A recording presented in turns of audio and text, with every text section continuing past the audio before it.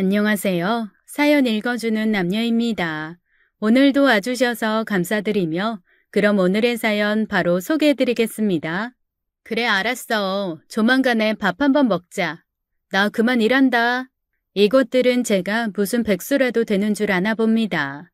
물론 지금이 방학 중이니 학기 때보다야 널널한 게 사실이지만 그래도 사람들이 생각하는 것처럼 마냥 놀고 먹지만은 않거든요. 그런데도 수시로 제게 전화를 걸어와서 놀아달란답니다. 하긴 지들은 가정주부니 남편이랑 아이를 내보내고 나면 남는 게 시간이니 그러는 거겠지만 전 아니거든요. 저도 엄연한 직장인인데 말입니다. 물론 방학 중에 한가할 수밖에 없는 선생님이긴 합니다만 그래도 저도 해야 할 일이 있고 개인 스케줄도 있는 사람이라는 걸 왜 생각 안 할까요? 아무래도 제가 남편이 없다 보니 자기들보다는 자유롭다고 생각하는 거겠죠. 제가 투정을 부리고는 있지만 그래도 고마운 놈들입니다. 제가 겪은 일이 워낙 가슴 쓰릴 수밖에 없는 거라니 어떻게라도 위로를 건네려고 그러는 거겠죠. 사실 하나만 알고 둘은 모르는 이야기이긴 합니다. 제 얼굴에 침 뱉는 일이라 주변 지인들에게 자세히는 말해줄 수 없지만 따지고 보면 그 일로 인해 제 삶이 훨씬 행복해졌거든요. 이혼이라는 게 뭐 그리 즐겁냐시겠지만 제 입장에서는 분명히 그랬어요. 그런 남자 때문에 수없이 고민하고 산 그 세월이 오히려 분하기만 한걸요. 그래도 다행이죠. 늦지 않게 헤어질 수 있었으니 이제 남은 제 인생 잘 꾸려나가기만 하면 되니까요. 오늘은 제가 이혼하기까지 겪었던 일들을 말씀드리려고 해요. 누구나 다 그렇겠지만 사실 이혼이라는 게 그리 평범한 일은 아니죠. 그 과정에서 온갖 사건도 다 일어나고요. 합의 이혼을 하든 혹은 소송을 하든 결국엔 갈라서는 결말로 마무리되지만 그 과정이 사람마다 다 다를 수밖에 없을 겁니다. 이혼을 했던 분이시라면 다들 거기에 대해 할 말이 많으실 정도로 복잡하고 신경 쓰이는 일이었을 겁니다. 제가 그랬거든요. 더군다나 전 이혼 과정에서 정말 희한한 경험을 했기에 더더욱 할 말이 많은 거고요. 아마 이야기를 듣고 나시면 굳이 그렇게까지 해서 이혼을 해야 했냐고 생각하실 수도 있을 거예요.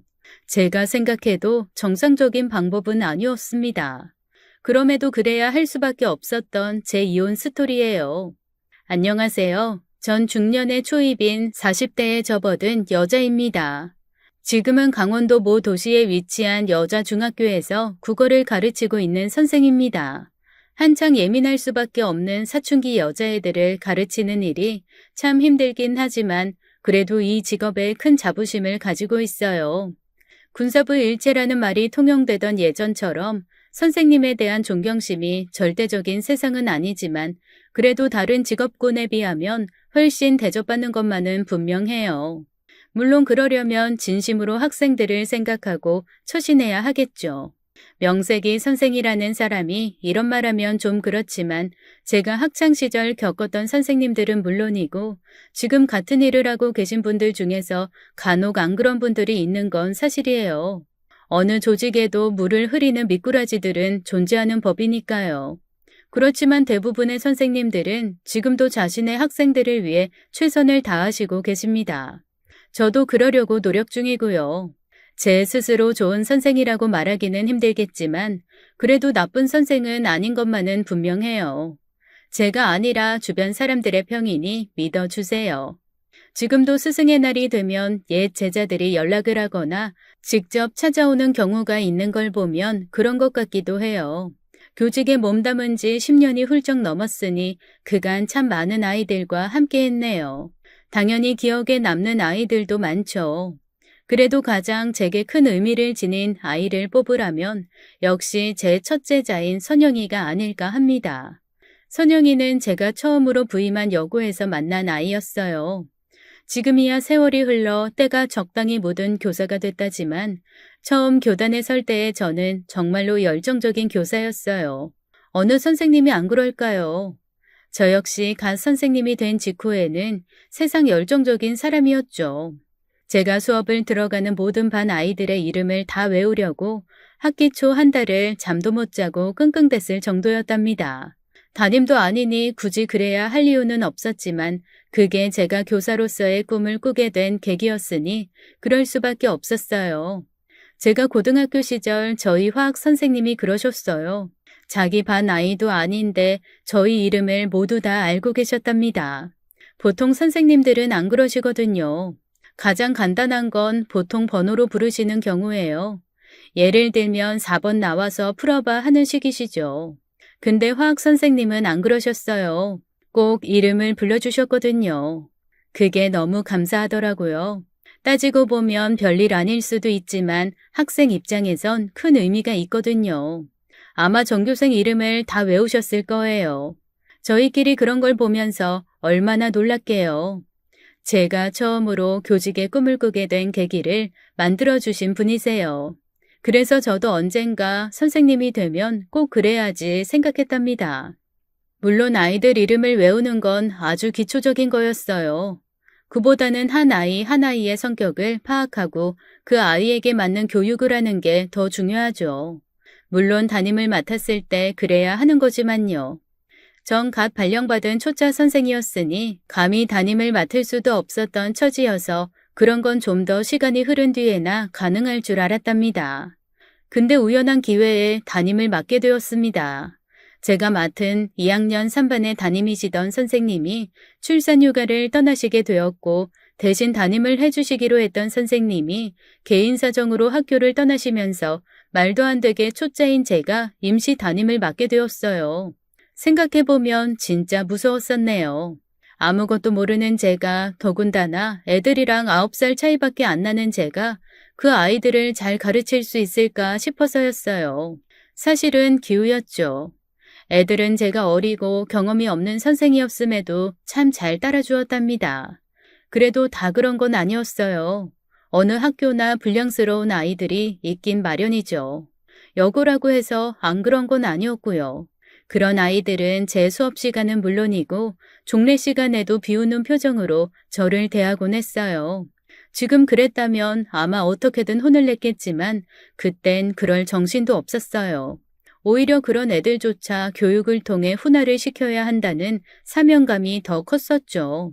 제가 능력이 부족해서인지는 몰라도 그건 그냥 꿈에 가까운 거였어요. 결국 제가 임시 담임직을 내려놓을 때까지도 그 아이들은 그대로였으니까요.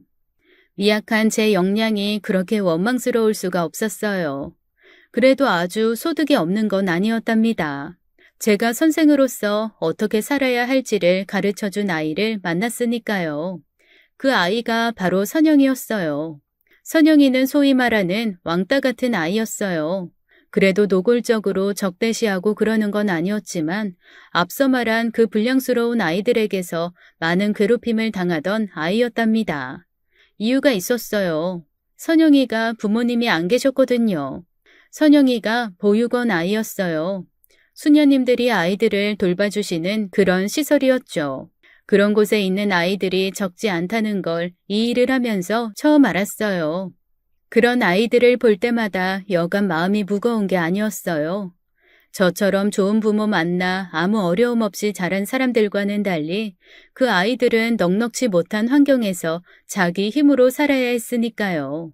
그래서 어린 나이임에도 생각하는 건 어른 못지않은 그런 아이였답니다. 선영이도 그랬어요. 언제나 조용하게 제자리에 앉아 공부를 하는 그런 아이였죠. 선생 입장에서 보면 정말 좋은 학생이었죠. 말썽도 부리는 적 없고 공부도 열심히 하는 아이니까요. 그런데 일부 애들에게는 그게 아니었나 봐요. 특히 불량스러운 아이들한테 선영이는 마음 놓고 놀리고 괴롭혀도 좋은 존재였어요. 아무리 수녀님들이 사랑으로 아이들을 키운다고 해도 그 많은 아이들을 일일이 챙겨주시는 건 현실적으로 무리가 있으니까요. 그래서 그곳 아이들은 저 혼자서 모든 일을 처리하는 게 몸에 배어 있었답니다. 누군가에게 괴롭힘을 당해도 아무에게도 말 못하고 혼자서 끙끙 앓는 게 고작이었어요. 제가 처음 그걸 알고는 정말 많이 놀랐었죠. 제가 학교 다닐 때도 그런 게 없는 건 아니었지만 그래도 선영이를 괴롭히는 아이들은 너무 심했거든요. 교무주임 선생님한테도 말해보고 했지만 선영이 처지가 그러니 적극적으로 대처하지는 않는 눈치였어요. 이런 말씀 드리기 진짜 죄송한데 저 그때 진짜 많이 실망했답니다. 부모가 없는 아이라는 이유로 학교에서 제대로 보호해주지 않는다는 느낌이었거든요. 그런 일이 대내외적으로 불거지면 학교 입장에서도 여러 페널티를 감수해야 하니 알면서도 쉬쉬한다는 느낌도 많이 받았고요. 선영이도 그걸 알고 있었어요. 그래서 더 웅크리기만 했었던 거고요. 모르겠어요. 그게 진짜 올바른 일이었을까요? 최소한 갓 부임한 저로선 그걸 그대로 보아 넘길 수는 없었어요. 그래서 선영이를 지켜주기 위해 참 많이 노력했죠. 그 과정에서 일부 선생님의 곱지 않은 눈길도 받았고 나름 힘겨운 일도 많았지만 어쨌건 전 선영이를 지킬 수 있었답니다. 우리 둘 사이에 있었던 그 많은 일들을 다 이야기할 수는 없을 겁니다. 그것만으로도 날밤을 지새야 할 수도 있으니까요. 중요한 건 선영이가 졸업할 때까지 관계를 이어갔고 졸업 후 대학 진학 과정에서도 큰 힘이 되어주었다는 겁니다. 장학금 같은 걸 찾아주기도 했고 대학에 간 선영이가 힘든 일이 있을 때마다 저를 찾아와서 상담도 많이 했어요. 특히나 보육원을 떠나야 했으니 경제적으로도 쉽지 않았답니다. 집단에는 아르바이트도 하고 했지만 그걸로 버티긴 쉽지 않았죠. 덕분에 제 월급이 꽤나 축났었죠. 그래도 괜찮았어요. 선영이가 아무리 괜찮다고 해도 그걸 그냥 보고만 있을 순 없었답니다. 선영이는 어디 하나 기댈 곳이 없던 아이였으니 제가 유일한 안식처였어요. 반면에 전 좋은 부모 만나 경제적으로도 아쉬울 게 하나도 없었으니 제 월급에서 얼마를 떼어내서 선영이를 지원하는 게 큰일도 아니었으니까요. 중요한 건 제가 선영이를 통해서 올바른 교사로서의 마음가짐을 가질 수 있었다는 거예요. 그걸 생각하면 제 월급을 다 준다고 해도 아깝지 않은 아이였어요. 선영이는 그런 제게 보답한다면서 정말 열심히 공부를 했어요. 장학금 타기가 선영이 주 특기였다니까요. 그렇게 대학을 졸업한 선영이는 한국에서의 삶이 힘들었는지 취업도 일본 회사로 했어요.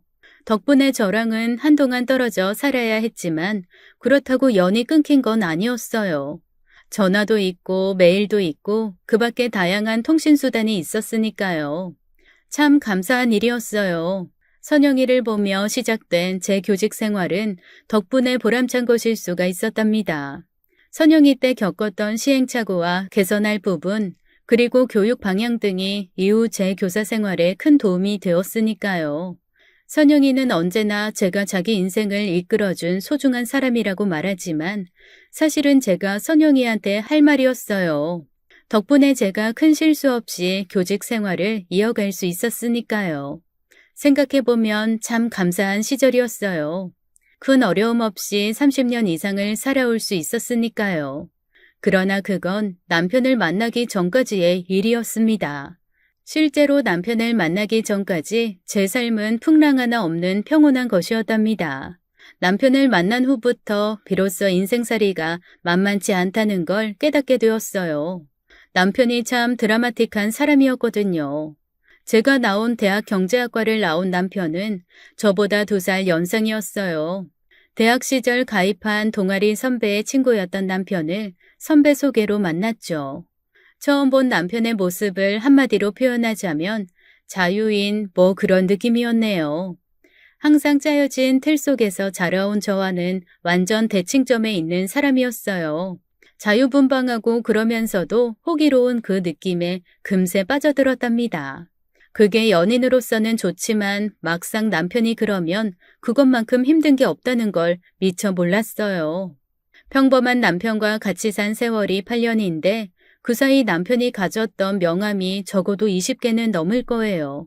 아내인 저조차 남편이 무슨 일을 하는지 모를 때도 있었을 정도로 남편은 수시로 일을 바꾸던 사람이었습니다.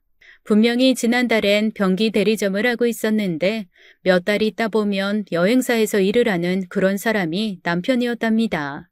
뭐 그것도 능력이라면 능력이죠. 문제라면 딱딱 생활비를 안 가져준다는 점 정도였달까요? 사실 그것조차 불평할 건 아니었어요. 결혼 8년 동안 불규칙하게 가져다 준 생활비를 다 합치면 웬만한 대기업 남편만큼은 주었으니까요. 가장 컸던 게 결혼하고 1년 조금 넘었을 때 주었던 돈이었어요. 당시 남편이 자산운용사를 운영한다는 지인에게 돈을 투자했다는데 거기서 진짜 큰 돈을 벌었거든요. 모르겠어요. 사실 얼마를 벌었는지는 몰라요. 단지 남편이 제게 준 액수만 봐도 엄청난 금액이었답니다. 대기업에 다니는 친구 남편들의 2년치 연봉에 가까운 거액이었어요. 그러니 제가 남편이 무얼 하든 크게 간섭을 안 했던 거죠. 남편이 어디 한 곳 정착을 못하는 성격이긴 했지만 능력이 없는 사람은 아니었다는 소리랍니다. 그래도 아쉬운 건 맞았어요. 액수가 많건 적건 남편이 매달 고정적인 돈을 주면 가게를 꾸리는 게 훨씬 편하니까요. 남편이 불규칙하게 생활비를 준다고는 했지만 그걸로 불안감을 느껴본 적은 없어요. 일단 제가 받는 월급이 첫 번째 이유였고 두 번째는 저희 집과 시댁 양가 모두가 중산층 이상의 경제력을 가지고 있었던 탓입니다. 저 같은 경우에는 남동생이 있는 상황이었지만 남편은 외동이었거든요. 그러니 시댁 재산은 다 자기 거라며 자랑 아닌 자랑을 해대던 사람이었어요. 어쩌면 남편이 벌었던 그 많은 사업들의 자금원이 시댁이었을지도 모릅니다. 제가 딱히 물어보거나 한 적이 없으니 알 수는 없지만 그것 말고는 사실 설명이 안 되는 게 맞았어요. 시부모님들이 좀 고리타분한 스타일이시기는 해도 자식한테 해주는 건 섭섭지 않던 분이셨답니다. 따지는 것만 많고 다른 사람들 시선도 많이 의식하시는 그런 분들이시랍니다. 그렇다고 며느리인 저한테 크게 간섭하고 그러는 건 없으셨어요. 저야 감사한 일이죠. 근데 그럴 수밖에 없었어요. 제가 며느리로서 그리 나쁜 조건이 아니었거든요. 시부모님을 챙겨야 할 때는 확실히 챙겼고 손이 귀한 임시 집안에 아들을 둘이나 놓아준 사람 아닙니까? 그러면서도 자유분방하게 사는 남편을 쥐잡듯 하지도 않았으니 시부모님 입장에서야 크게 손갈 것 없는 며느리였을 겁니다. 누구처럼 딸처럼 곰살 맞은 사람은 아니었지만 며느리가 할 도리는 다 하고 살았답니다. 반면에 남편은 그런 면에서 아주 낙제였어요. 생일이나 기념일 같은 걸 챙기는 건 의미 없는 일이라던 사람이었거든요. 저한테도 그러니 장인 장모 생신을 챙기는 건 더더욱 요원한 일이었어요. 처음엔 그게 그렇게 서운할 수가 없었습니다. 마누라가 예쁘면 처갓집 말뚝에도 절을 한다는데 그러지는 못해도 장인 장모 생신에 용돈은 챙겨야 하지 않나 싶었거든요. 제가 이야기를 하면 마지못해 용돈을 챙기는 그 모습이 너무 실망스러웠어요. 저한테 애정이 없어서 그러는 건가 싶을 정도였으니까요. 사실 그런 건 아니었어요. 남편과 제가 생각이 달랐던 것 뿐이었죠. 사는 환경이 다른 사람들이 만났으니 이런저런 문제로 갈등을 빚게 되는 건 어쩔 수 없는 일이죠. 제가 얼마 안 되는 결혼 생활을 통해 느낀 것이 있다면 제 마음에 들지 않는다고 해서 그 사람을 억지로 바꾸려 해서는 안 된다는 겁니다. 그러면 결국 부딪힐 수밖에 없고 한두 번 부딪히기 시작하면 서로의 좋은 점보단 나쁜 점을 보게 될 수밖에 없다는 거였어요. 그러면서 조금씩 애정이 식어가는 거고 결국 대면대면한 사이가 되어가는 거죠. 저랑 남편이 그랬습니다. 별거 아닌 일로 다툼이 잦아지면서 처음 연애 시절 느꼈던 사랑의 감정이 급속도로 식어갔거든요. 사실 그게 누구 잘못이랄 수는 없어요. 남편 잘못이기도 했고 동시에 제 잘못이기도 하니까요. 저보다 먼저 결혼을 해서 그런 과정을 밟아본 선생님들이 그러시더라고요. 다 그래. 어느 순간에는 꼴도 보기 싫고 또 어떤 순간에는 내가 왜 이 결혼을 해서 고생인가 싶기도 해. 그러다 또 시간 지나면 내가 결혼을 잘했지 싶기도 하고 왔다 갔다 하더라고. 물론 한 10년 넘게 살다 보면 사랑이니 뭐니 하는 감정은 사치스러운 과거의 추억처럼 여겨지지만 그래도 내가 남편을 사랑하는 건 맞지 싶어. 그게 자연스러운 거 아닐까? 저보다 먼저 겪어보신 분의 말이니 틀린 건 아닐 거라고 생각했어요. 겪어보지 못한 제가 감히 단언할 수 없는 부분이기도 했고요. 그래서 저도 나름 노력을 하자 생각하고 남편을 예쁘게 봐주려고 했어요. 근데 남편은 그럴 생각이 없는 눈치였답니다. 저희 아이들이 기저귀를 떼고 생각이라는 걸 하게 되면서부터는 아빠와 함께할 시간이 필요했어요. 아무래도 남자아이들이다 보니 엄마가 해줄 수 없는 부분이 적지 않았답니다. 근데 남편은 그조차도 게을리했어요. 다른 건 몰라도 아빠로서의 의무를 다하지 않는 남편은 너무 미웠습니다. 우리 주말에 애들 데리고 근처 공원에 가자. 거기 잔디밭에서 애들이랑 축구도 하고 그러면 좋잖아. 저 조그만 걸 데리고 무슨 축구야. 잘 걷지도 못하겠구만. 그리고 나 주말에 약속 있어. 선배랑 지리산 가기로 했거든. 거기 선배의 지인이 산장을 하고 있다고 해서 하루 자고 올 거야. 가보고 좋으면 연장할 수도 있고. 그러니 공원엔 다음에 가자. 다음에 언제? 요 근래 당신 툭하면 부산 간다, 대전 간다면서 집 비우기 일순데. 애들이 아빠 봐도 슬금슬금 피하는 거 몰라? 그럼 어째? 만나야 할 사람이 있는 걸 알잖아. 나 요새 하는 일 때문에 지방 다닐 일 많은 거. 내가 노는 것도 아닌데 그걸 갖고 뭐라고 하면 어떡해? 내가 언제 뭘 했어? 내 말은 그게 아니잖아. 애들이 당신 손길 필요한 순간에 같이 있어주라는 말이잖아. 당신 윤석이가 몇 살인지는 알아?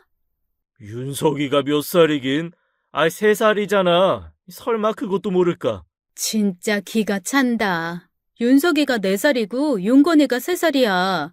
당신 진짜 아빠 맞아? 그렇구나. 아이, 내가 착각했네. 근데 그걸로 아빠 자격 운운하는 건 좀 심하지 않아? 어떻게 자기의 나이도 몰라? 당신 진짜 그러다 후회한다. 오바 좀 그만해. 뭐 아무튼 공원은 다음에 가자. 내가 다음에 꼭 갈게. 매번 그런 식이었어요. 언제나 우리 가족보다는 자기가 먼저인 사람이었어요. 다른 집 아빠들은 가족 일이라면 자기 일을 미루고서라도 한다는데 남편은 정반대였어요. 다른 사람과 비교하는 게 안 좋은 일이라는 걸 알지만 남편은 너무 심했어요. 다른 집 남편의 아니, 반의 반만 해줬어도 제가 그렇게까지 서운하진 않았을 거예요. 사실 그것뿐이면 말을 안 해요. 남편이 사업 때문에 그런다고는 했지만 그렇다고는 해도 너무 자주 집을 비웠어요. 혼자서 애들, 그것도 남자애 둘을 보는 게 얼마나 힘든데 남편은 자기 일이 아니라는 듯 모든 육아를 저한테 맡겨놓고 자기 혼자서 인생을 즐겼습니다. 좋아요. 그것까지도 봐줄 수 있었어요. 말 그대로 혼자서 자기 인생을 즐긴 거라면요. 근데 혼자서 즐긴 게 아니니 문제였죠. 사업하는 남자들이 다 그렇다는 식으로 둘러대긴 했지만 남편의 전화로 연락을 해오는 여자들이 여럿 있었어요. 대부분은 술집에서 일하는 여자들이었답니다. 저한테 그런 걸 몇 번이고 들켰음에도 남편은 끊을 생각조차 하지 않았어요. 왜 이걸 술집 여자라고 생각해? 술집 여자가 아니면 뭔데? 우리 회사 프리랜서 직원이지. 말이 돼? 그게 아니잖아. 생각해봐. 내가 이 집에 거래처 사장을 데리고 가서 100만 원짜리 술을 사주고 나면 그 사장이 우리 회사에 1000만 원, 2000만 원짜리 거래를 줘. 그걸 아는데 어떻게 안 데려가? 내가 가면 뭐라는 줄 알아? 뭐라는데? 오늘 모신 사장님 잘해주면 보너스 준다고 그래. 실제로 그러는 건 아니지만 걔들이 어떻게 하냐에 따라 거래가 왔다 갔다 할 수도 있다고. 그러니까 우리 회사를 위해 일하는 거나 마찬가지지. 진짜 말도 안 되는 궤변이었습니다만 남편은 정말 그렇게 믿고 있었어요. 그리고 덧붙인 말들이 있었죠. 내가 바보야? 아니지. 내가 당신한테 쥐꼬리만큼이라도 미안한 부분이 있다면 이런 연락 따위 숨겼을 거야. 아니할 말로 영업용 핸드폰 한 대 더 만들어서 차에 넣어두면 그만이야. 그게 돈 드는 것도 아닌데 왜 안 하겠어? 내가 떳떳하니까 안 그러는 거지. 상식적으로 생각해봐도 내 말이 맞지 않아? 남편의 논리가 비도덕적이기는 하지만 크게 틀린 건 아니었습니다. 남편 말대로 그 술집 여자들과 이상한 관계였다면 남편이 그렇게 핸드폰을 아무렇게나 방치했을 리는 없었을 테니까요. 남편이 자유분방한 건 맞지만 그렇다고 멍청한 사람은 절대 아니었답니다. 머리 회전도 빠르고 무엇보다 임기응변이 뛰어나기로 정평이 난 사람이었어요. 그런 사람이 조금이라도 제게 들켜서는 안 될 거라고 생각했다면 어떻게든 숨길 수 있었을 겁니다. 근데 안 그랬다는 건 남편이 정말로 떳떳하다는 뜻이었죠. 물론 여자 있는 술집에 간 일이나 그 술집 여자들에게서 연락이 오는 게 마냥 당당한 일은 아니었겠지만 남편 말대로 사업을 위해 필요한 부분일 수도 있었어요. 아무리 그래도 남편의 행동은 잘못된 것이었어요. 설령 그 말이 사실이라고 해도 아내인 제가 느낄 감정을 생각한다면 자기는 잘못이 아니라고 해도 그런 걸 숨기는 배려가 있었어야 했답니다. 남편은 소위 말하는 공감 능력이 없는 사람이었어요. 그걸 자유분방하다는 명분으로 희석시키고 있었던 거였고요. 그런 사람과 함께 살아간다는 게 은근히 사람 피를 말리게 된다는 건 겪어보지 않은 사람이라면 모릅니다. 부부가 함께 만들어가는 것이 가족일지인데 남편에겐 그런 책임감 따윈 1도 없었답니다. 타일러도 보고 협박 아닌 협박도 해보았지만 남편에겐 씨도 먹히지 않았으니 제 고민이 더 커져갔던 거죠. 주변에 이야기를 해봐도 사람들은 잘 이해를 못하더군요. 남편이 사업 때문에 그럴 수도 있지 않냐는 식이었어요. 하긴 남편이 바람을 피운 것도 아니고 그렇다고 폭력을 쓰는 것도 아니었죠. 불규칙하긴 했어도 생활비를 안 가져다 준 것도 아니었고요. 그러니 사람들이 제 고민을 심각하게 받아들이질 않았던 겁니다. 세상엔 그보다 훨씬 나쁜 남편도 많고 그런 남편이라도 참고 살아가는 여자들이 수두룩하다고 말하는 사람들이 주변에 많았습니다. 가장 대표적인 분이 시어른들이셨어요. 시아버지 레퍼토리 중 가장 잦은 것이 우리 가문이 유서 깊은 양반 가문이라는 거였죠.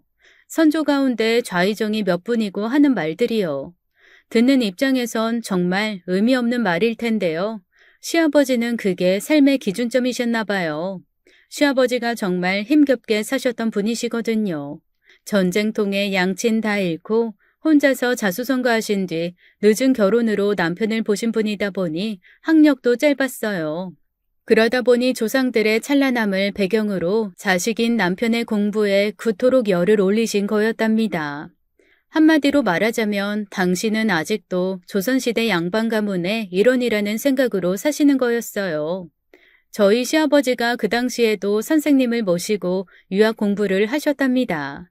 정식으로 교육기관 같은 게 있는 게 아니라 유학자이신 분 밑에서 서너 명의 동기들과 함께 공부를 하는 그런 시기였어요. 그런 분이시니 이해하려면 못할 것도 없었죠. 그런다고 저한테 해를 끼치는 것도 아니었고 저에게 매일 한복을 입으라는 것도 아니셨으니까요. 단지 말년에 소일거리셨답니다. 유교 사상이 원래 그런 건지는 모르겠습니다만 그래서 시아버지가 저를 높이 쳐주신 것도 있어요. 제가 군사부 일체의 일원인 교육제였으니까요. 그와 동시에 시아버지는 부부의 책무 역시 중시하신 분이셨답니다. 검은 머리가 파뿌리가 되도록 서로 의지하고 살아야 한다셨거든요. 예전에 그러셨던 적이 있으셨어요. 친척 중 누군가가 이혼을 했다는 소리를 듣고는 불같이 화를 내시더라고요. 그게 말이 되냐시면서요. 그 모두가 당신이 공부하는 경전을 충실히 따른 때문이었답니다. 그런 분이시니 제가 남편에 대한 불만을 토로할 수도 없었죠. 시어머니라고 별 달랐겠어요. 가끔 명절 같은 때 은근히 그런 이야기라면 여전히 참아야 한다는 정도셨죠. 가제는 개편이었던 이유도 있겠지만 그보다는 부부는 평생 해로해야 한다는 생각이 크셨던 때문이었을 겁니다. 주변에 온통 이런 사람들만 있으니 저만 속이 터졌어요. 그래도 어쩝니까? 답답해도 제가 고른 남자니 감내해야 할 부분이라고 생각했어요. 참 아둔했죠. 제가 조선시대 여자도 아닌데 왜 그렇게 생각했는지 모르겠어요. 굳이 변명을 하자면 아이들 문제가 컸었습니다. 편모스라나 편부스라에서 큰 아이들이 정서적으로 뒤떨어진다는 말을 믿었던 거죠. 꼭 그런 건 아니었는데 말입니다. 이런저런 이유로 남편의 책무유기를 눈감아준 저였지만 끝까지 그럴 수는 없었답니다. 남편이 저를 자신의 아내로 생각하는지 의심하게 만든 사건이 연이어 터진 탓이었어요. 처음이 제 맹장수술 때였어요. 그날도 남편은 사업상 미팅을 한답시고 늦게까지 집에 들어오지 않았답니다. 애들 둘을 먼저 먹이고 급하게 끼니를 챙기는데 너무 배가 아픈 거예요. 사실 그 3, 4일 전부터 몸이 좀 그랬었답니다. 열도 좀 있었고 배꼽 주변도 좀 뭉친 느낌이었어요. 살살 배도 아프기도 했고요. 저녁부터는 메스꺼리기도 해서 처음에는 몸살이 심하게 오는 건가 했어요. 그래도 애 둘을 키우는 엄마가 몸살 정도로 병원에 맘 편하게 갈 수도 없어 감기약 하나 먹고 참으려고 했는데 그걸로는 감당이 안 됐습니다. 기침을 하는데 아랫배가 찢어지는 통증이 오더라고요. 본능적으로 큰 문제지 싶어 남편에게 전화를 걸었습니다. 그럴 때 가장 먼저 찾는 사람이 남편일 수밖에 없었죠. 전화를 안 받더라고요. 진짜 눈앞이 아찔하대요. 몇 번을 더해도 안 받는 와중에 통증은 점점 더 커졌고요. 결국 119에 전화를 걸어 병원에 실려갔어요.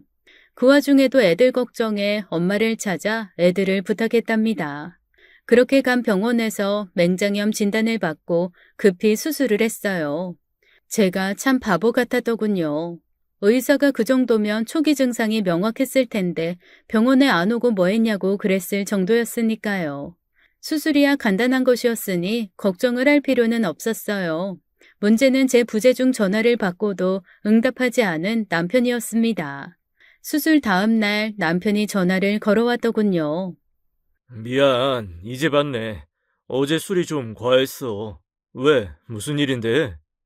너무도 태평스런 남편의 목소리에 저도 모르게 불같이 화가 치밀었답니다.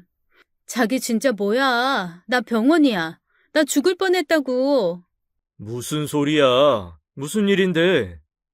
제가 맹장염 수술을 받았다고 했습니다. 그렇게 말을 했으면 당장 달려오는 게 정상 아닐까요? 남편이라면 그게 정상이죠. 근데 남편은 아니었습니다. 그래서 수술은 다 한 거지? 이제 한 며칠 쉬면 되겠네. 알았어. 나 사우나 좀 갔다가 갈게. 지금 사우나를 간다고? 나 병원이라고. 수술했다는 말 안 들었어? 아이, 들었어. 맹장 수술이라면서. 그거 간단한 수술이잖아. 사우나만 하고 간다니까? 지금 내가 바로 간다고 뭐가 달라져? 진짜 기가 막히대요.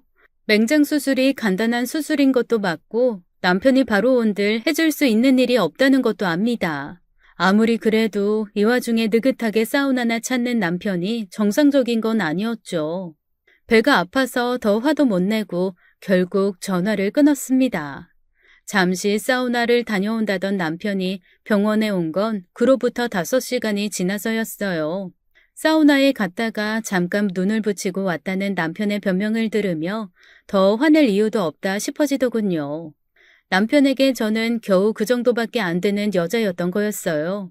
그 일 이후 정말로 남편과의 관계에 대해 심각하게 고민을 하기 시작했습니다. 남들이 보기엔 별거 아닐지 몰라도 저한테는 너무 충격이었거든요. 결혼이 인생의 가장 큰 일이라면 이혼 역시 그럴 테니 섣부른 판단을 내릴 수는 없는 것이긴 했지만 그래도 고민해 볼 수밖에 없었습니다. 꼭 바람을 피우고 폭력을 쓰는 남편만이 나쁜 남편인 건 아니라는 생각도 했고요. 그래도 아이들이 못내 걸려서 생각만 하는 정도였습니다만 다음 일이 연이어 겹치니 제 생각이 옳다 싶어지더라고요. 그날 엄마가 개원들과 함께 제주도 여행을 가시기로 했답니다. 공항에서 출발을 기다리고 있는 엄마 눈에 남편이 띄었답니다. 뜻하지 않은 곳에서 사위를 봤으니 당연히 반가우셨을 겁니다. 아는 체를 하려고 했는데 그러시질 못했대요. 남편 옆에 여자가 있었답니다. 그래서 순간 놀라신 거죠. 그러다가 생각을 하셨대요. 사업하는 사람이니 그럴 수도 있겠다고요. 그 생각을 하신 계기가 남편과 여자 단둘이 있던 게 아니고 일행으로 보이는 남자 두억과 여자 두엇이 더 있었답니다. 정확한 건 아니지만 남자 셋, 여자 셋 정도였대요. 그러니 더더욱 사업차 사람을 만난 거라고 생각하신 거죠. 물론 꺼림칙한 부분도 있었답니다. 그중 한 여자와 남편이 너무 다정해 보이셨다는 거죠. 여자가 남편의 양복 뒷깃을 매만져주는 모습을 보셨대요. 그래도 그럴 수 있다고 생각한 건 행여라도 이상한 일이 생겨 저희 부부간에 불화가 생기는 걸 꺼려한 부모 마음 때문이었어요. 그래서 처음에는 말을 안 할까 했는데 그래도 알고는 있으라면서 이야기를 해주셨습니다. 임서방, 일 때문에 사람 만난 거 맞지? 너도 알고 있었지? 아니라고 대답하면 왠지 오만 걱정을 하실 것 같아 그렇다고 했습니다. 저희 문제로 엄마에게 걱정을 끼치고 싶지 않아서였어요. 일 때문에 지방 간다고 그랬었어. 우리 엄마 또 걱정했겠네. 임서방이 그럴 사람이야? 그렇지. 아유, 한숨 놨다. 내가 그거 보고 잠이 안 오더라. 너한테 이야기하길 잘했네. 안 그랬으면 계속 엄한 걱정만 했을 거 아니니. 엄마 말을 듣고 나니 왠지 기분이 찝찝하더라고요. 남편이 크게 여자 문제를 일으킨 적은 없지만 그래도 모르는 일이죠. 특히나 남편처럼 자유롭게 사는 사람이면 그럴 가능성이 없는 것도 아니고요. 제 성격에 그런 걸 속에 담아두고 끙끙대는 건 체질적으로 안 맞거든요. 그래서 남편한테 당장 물어봤답니다. 사실 그때까지는 별 문제가 아니었어요. 정말로 사업자 만난 것일 수도 있었으니까요. 문제는 남편의 태도였습니다. 그래서 지금 날 의심하는 거야? 내가 그 여자랑 뭐라도 했을까 봐?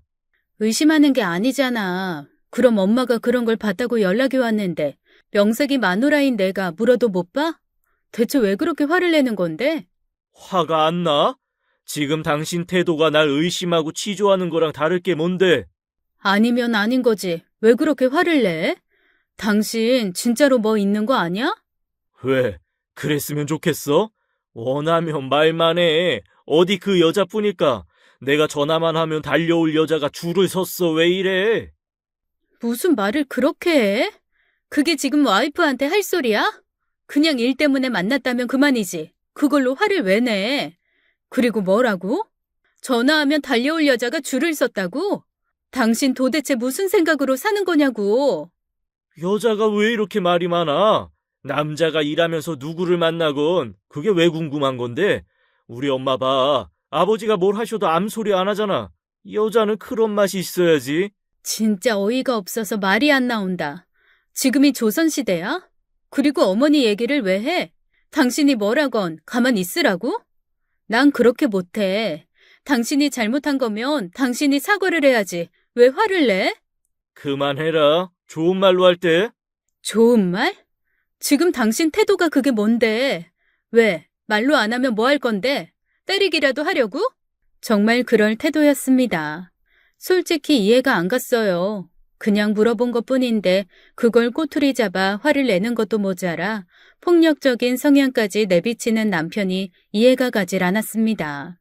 안 그래도 남편에게 정이 떨어진 상황에서 그런 모습까지 보니 더더욱 고민이 되더군요.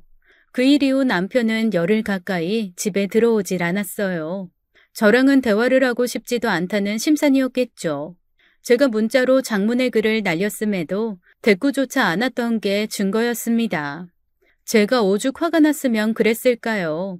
그러던 남편이 단 한 줄의 문자에 즉각 반응을 하대요. 제가 그랬어요. 이렇게 대화도 안 할 거면 왜 같이 살아? 그냥 내 잔소리 안 듣고 자유롭게 살면 되잖아. 당신이 맨날 그러잖아. 난 자유롭게 살아야 하는 사람이라고. 원하면 말해. 그렇게 해줄 테니까. 그쯤 들어 고민하던 것이긴 했지만 남편이 너무도 어이없게 나오니 저도 모르게 그렇게 이야기를 하고 말았답니다. 그전까지는 아무 대꾸도 없던 남편이 득달같이 전화를 걸어왔어요.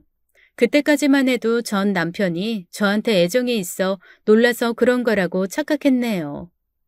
너 지금 이혼하자고 그러는 거야? 그건 안 돼. 왜? 다른 말에는 들은 척도 안 하더니 이혼하자니 그건 겁나나 보네? 솔직히 남편이 저랑 이혼하고 싶지 않아 하는 이유가 여전히 저를 사랑하기 때문이라고 생각했어요. 근데 그게 아니더군요. 겁난다기보다는, 그러면 우리 놓친내 난리 부릴 테니까 그러지. 그게 무슨 말이야? 설마 당신 이혼하기 싫다는 게 아버님 때문이야? 뭐 이유야 많지만 그게 제일 걸리는 건 사실이야. 나 지금 기분이 너무 이상해. 그 말은 아버님만 아니라면 언제든 나랑 이혼할 수 있다는 말이잖아. 내가 틀려? 또 꼬투리 잡는다. 그만해. 암튼 이혼은 안 돼. 전화 끊어. 진짜 어이가 없었어요. 남편은 제게 아무런 애정도 없다는 듯 말을 했답니다. 아버님만 아니라면 언제든 이혼을 하겠다는 시기였거든요. 솔직히 이해가 잘 안 갔습니다. 남편이 시부모를 무서워하는 사람이 아니었거든요. 워낙 오냐오냐 잘한 사람이라 그럴 이유도 없었습니다. 그랬던 사람이 시아버지 때문에 이혼을 못한다니 어이가 없으면서 이해도 안 된 거죠. 나중에 알았습니다만 시아버지가 우리 집에 이혼은 없다고 엄포를 놓으셨대요. 그러면 유산이고 뭐고 없을 줄 알라는 말도 하셨고요.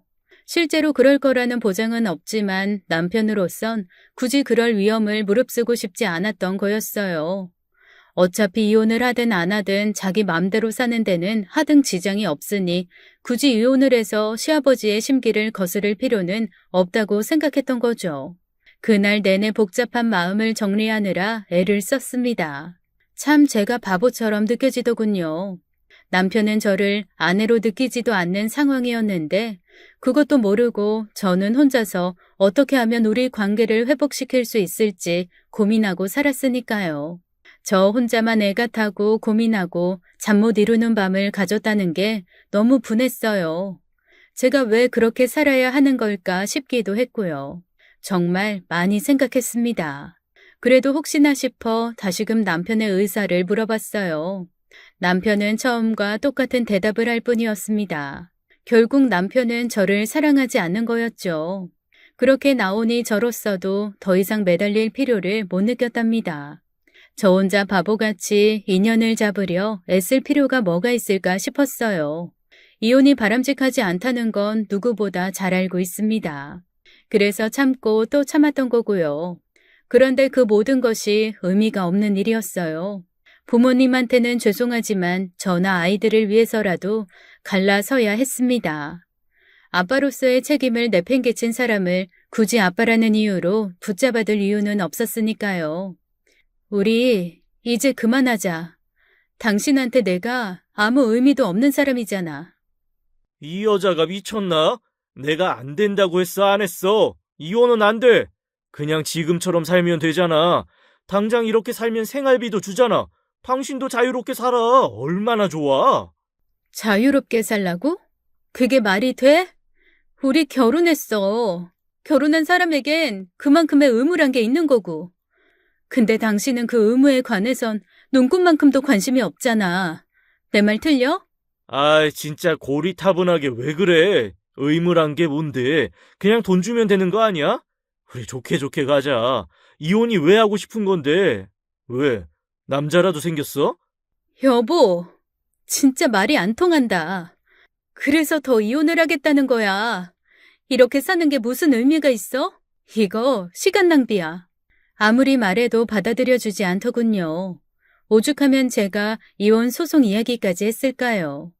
그러나 남편은 그 말에도 별 반응이 없었습니다. 오히려 준비라도 한 것처럼 나오더군요. 이혼 소송. 뭘 좀 알고 말이나 하든가. 내가 바람을 폈어? 아니면 널 때렸어? 그것도 아니면 돈을 안 줬어?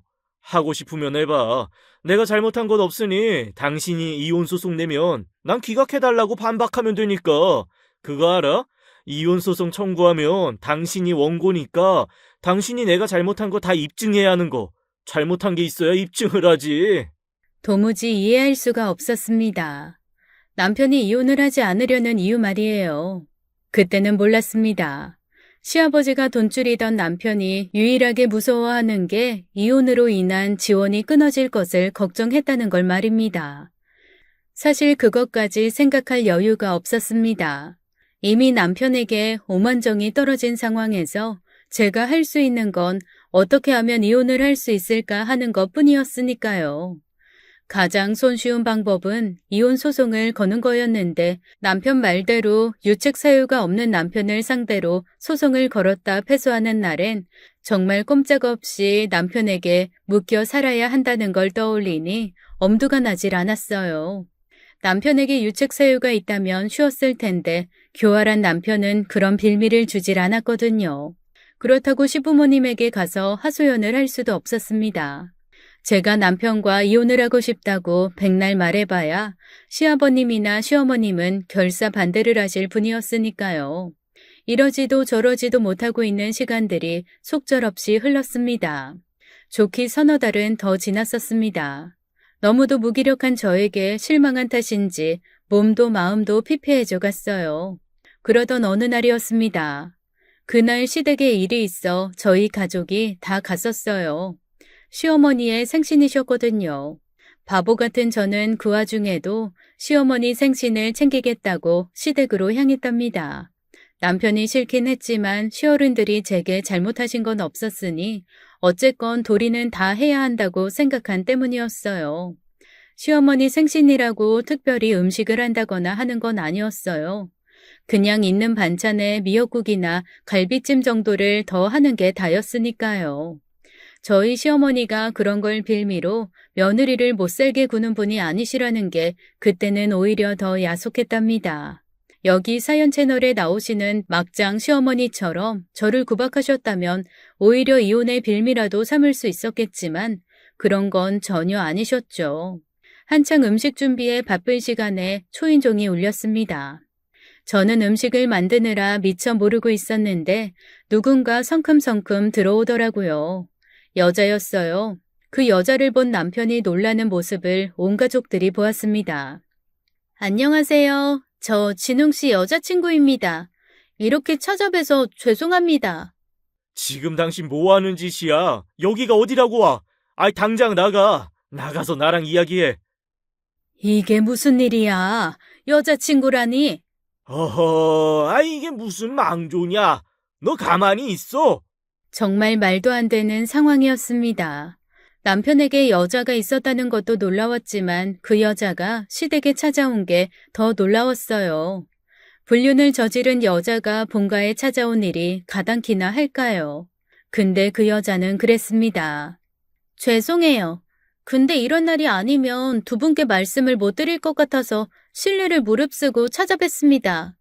저희 두 사람 사랑하고 있어요. 근데 진웅 씨가 두 분들 심려 끼치기 싫어서 이혼 못한다고 그래서 제가 왔습니다. 저를 욕하셔도 좋고 때리셔도 좋지만 저 그만큼 이 사람 사랑해요. 저희 허락해 주세요. 너무 기가 찬 상황이라 시어른들이 놀라서 입을 떼지 못하실 정도였어요. 당연히 남편의 표정은 독이라도 씹은 것처럼 일그러졌죠. 닥치지 못해? 이 사랑은 무슨 사랑? 그냥 좀 놀아준 걸 가지고 너 이리 나와. 남편이 기겁을 하며 여자를 끌고 나가려는데 시아버지가 말리셨어요. 아이, 몹쓸 놈. 네가 어떻게? 내가 뭘 했어? 이 부부는 서로 지켜야 할 도리가 있다고 그렇게 가르쳤건만. 아니, 뭐가 어째고 어째? 놀아줘? 내 골프채 어디 갔어? 내 저놈을 당장. 시아버지가 길길이 날뛰셨어요. 평소 그렇게 유하게 도리를 설파하시던 분이 막상 자기 아들이 그걸 정면으로 거부하고 나섰으니 스스로도 몹시 창피하셨을 겁니다. 진짜 골프채로 때리는 게 아닌가 싶을 정도로 화를 내셨어요. 실제로 그런 일은 없었지만요. 그래도 남편이 시부모님들의 화를 감당할 수는 없었답니다. 미안하다. 내가 너 볼 면목이 없구나. 남자가 살다 보면 실수도 하는 법이야. 그냥 실수다 여기고 이번 한 번만 용서해 주려무나. 간청하다시피 하셨지만 제가 그걸 받아들일 수는 없었어요. 안 그래도 빌미만 찾던 제게 그건 하늘이 내리신 선물이었으니까요. 만류하시는 두 분께는 죄송했지만 전 그날 일을 근거로 이혼 소송을 제기할 수 있었답니다. 온 가족이 다 본 일이었으니 남편의 반박은 소용이 없었어요. 남편이 변호사를 통해 밝힌 건 그 여자가 술집에서 만난 여자라는 것이었습니다. 실제로 그렇다는 증거도 내민 것으로 들었지만 그렇다고 남편의 부정이 사라지는 건 아니었죠. 결국 저는 소송에서 이길 수 있었습니다. 그것 말고도 남편이 평소 가정에 소홀했다는 증거까지 더해진 결과였죠. 그래도 가장 큰 이유는 역시 그 여자 때문이었습니다. 외도만큼 확실한 유책 사유는 없었으니까요. 그렇게나 버티던 남편을 끌어내린 후 저는 비로소 마음의 안정을 찾을 수 있었습니다. 사정 모르는 지인들은 이혼의 충격에 제가 힘들어할 거라 생각했겠지만 사실은 그게 아니었지만 말입니다. 따지고 보면 그 8년은 제 인생에서 버려진 시간일지도 모르겠어요. 아니죠. 천사 같은 두 아이를 주셨으니 그보다 더 소중한 시간은 없을 겁니다. 그래도 아쉬운 건 제대로 된 가정을 아이들에게 만들어주지 못했다는 거겠죠. 어쩌겠어요. 그런 아빠를 선택한 제 잘못이니 제가 더 노력해서 우리 아이들을 사랑으로 키우려고 합니다. 그게 바로 선영이가 원하던 거였으니까요. 지금부터는 제가 저지른 죄에 대해 고백해야겠습니다. 사실 그날 저희 시댁에 찾아온 여자를 그리로 보낸 게 선영이었답니다. 제가 고민하는 것을 안 선영이가 남편의 뒷조사를 했어요. 선영이가 1년 전 일본 회사에서 한국 회사로 스카웃을 당해 국내에 들어왔답니다. 제게는 제자이면서 자매 같은 아이니 당연히 제 고민을 알 수밖에 없었죠. 그렇게 어리다고 생각했던 아이가 다 커서 제 고민을 들어준다는 것만으로도 좋았는데 선영이는 그에서 그치지 않았습니다. 매일 학생들과 씨름하느라 세상 물정 모르는 저와는 달리 선영이는 그 험한 세상에서 단단히 뿌리를 내리고 살아가는 여전사가 되어 있었어요. 제가 어찌할 바를 몰라 애만 태우는 사이 선영이는 흥신소를 통해 남편의 여자 관계를 조사하고 그 여자와 그렇고 그런 사이라는 것을 확인한 후 작업을 시작했거든요. 솔직히 올바른 방법이 아니란 건 압니다. 그래도 해야 한다더군요. 쌤이 그렇게 불행하게 사는 거 저 못 봐요. 나쁜 일이죠. 그러면 어때요? 전 쌤이 행복한 것만 볼 수 있으면 뭐든 해요. 쌤도 저한테 그래 주셨잖아요. 그러니까 쌤은 보고만 계세요. 선영이가 그 여자를 어떻게 설득했는지는 정확히 모릅니다. 그러나 짐작이 안 가는 건 아니에요. 어차피 그 여자는 돈을 보고 남편에게 매달린 여자였거든요. 그러니 그 돈보다 더 큰 돈이 움직였다면 언제든 무슨 짓이든 할 수 있는 여자였어요. 아마 선영이가 그걸 이용한 게 아닐까 싶은데 선영이가 한사코 입을 다물어서 확인은 못했어요. 전 그걸 보면서 끝까지 말리지 않았어요. 선생이라는 사람이 제자가 바르지 못한 길을 걷는데 말리지는 못하고 방관만 했네요. 참 못난 사람입니다. 근데 제가 너무 힘들었어요. 그래서 보고도 못 본 척 했답니다. 욕을 하셔도 좋고 비난을 하셔도 괜찮아요. 그래도 제 제자에게는 그러지 말아주셨으면 합니다. 그 아이는 저를 위해 그런 거니까요. 이혼 이후 선영이는 종종 저희 집을 찾아오고 있어요. 아이들에게는 누구보다 좋은 이모로 제게는 남편보다 더 믿음직한 그런 사람으로 자리하고 있습니다. 참 고마운 아이죠. 제가 베푼 그 조그만 은혜를 이렇게 갚아준 아이가 앞으로도 항상 행복하기만 바라며 제 이야기를 마치겠습니다. 아참, 남편은 그 사건 이후 시아버지의 분노를 사서 그 좋아하는 사업을 못하고 있어요. 돈줄이 끊어졌으니 그럴 수밖에 없죠. 언젠가는 용서해 주시겠지만 아마 당분간은 힘들지 않을까요? 미우나 고우나 한때는 제 남편이었던 사람이고 제 아이들의 아빠이니 그 사람이 정신을 차리고 제대로 살기를 바랍니다. 긴 시간 이야기 들어주셔서 감사했습니다. 지금까지 사연 읽어주는 남녀였습니다. 끝까지 함께 해주신 여러분 감사드리며 저희는 다음 사연으로 돌아올게요. 감사합니다.